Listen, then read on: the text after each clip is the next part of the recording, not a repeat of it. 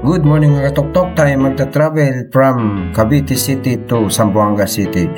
Ikutin natin ang Pilipinas.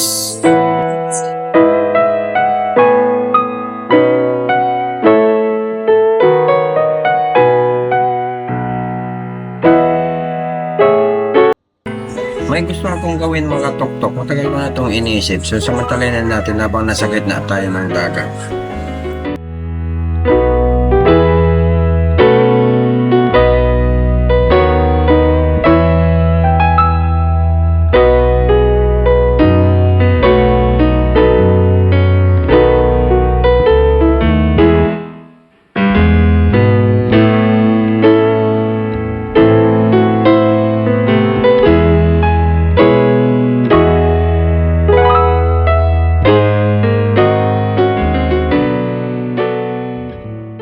Good morning mga katuktok. So, nandito pa rin tayo ngayon sa barko.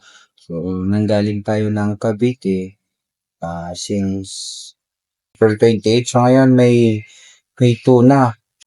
Although bawal, pero itatry natin. So, susubukan natin itong mga tuktok na nilagyan natin yung empty bottle, plastic bottle na panload, tapos stickers na makakapulot at konting note. So, sana yung makakapulot nito ay mag-comment sa ating YouTube channel para naman ma-recognize natin at kita natin kung gaano to kalayo at kung saan to makakaabot at kung sinong makakapulot. Kung magme-message nga o mag-comment sa ating YouTube channel sa kahit anuman na video para ma-recognize natin. So, itatapon natin dito at kung malaman kung hanggang saan to makakarating at kung sinong makakapulot. Kung fisherman ba o kung hanggang makakarating sa gilid or hanggang sa makarating na lang sa West Philippines Sea. So, kaya na lang makatok-tok mag-tansya kung saan nako banda. Kasi kahapon, nag-stop over kami kahapon ng hapon, May 1 sa Cebu City. So, umalis kami ng Cebu City kaya ay mga around May 6 p.m.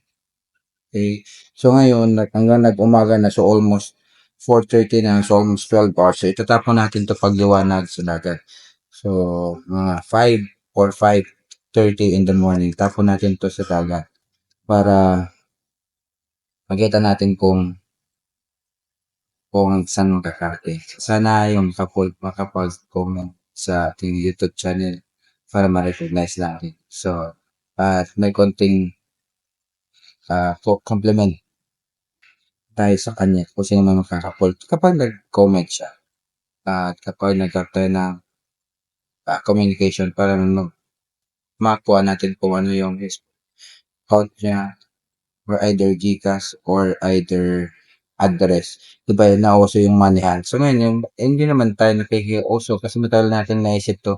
So lang natin subok pa rin magpaano. So para naman lumaki yung ating subscriber sa ganitong pamamaraan. So yeah, thank you so much mga totok. Abangan nyo mamaya, itapon natin to sa dagat. Yeah. So for the meantime, habang naghintay tayo ng oras, so kape muna tayo. From Birch 3.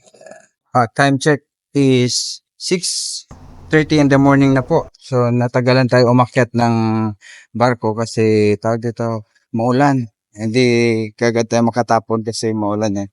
Ngayon, itatapon natin tong ginawa nating bottle. So, ayan, papakita muna natin sa inyo. Silent lang muna. Tunan tayo ng barko.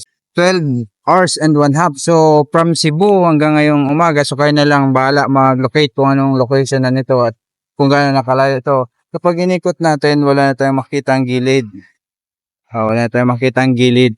At doon, meron naman pala dito. Hindi ko alam kung buhol na itong nakikita or part pa rin ng Leyte. So, ayan.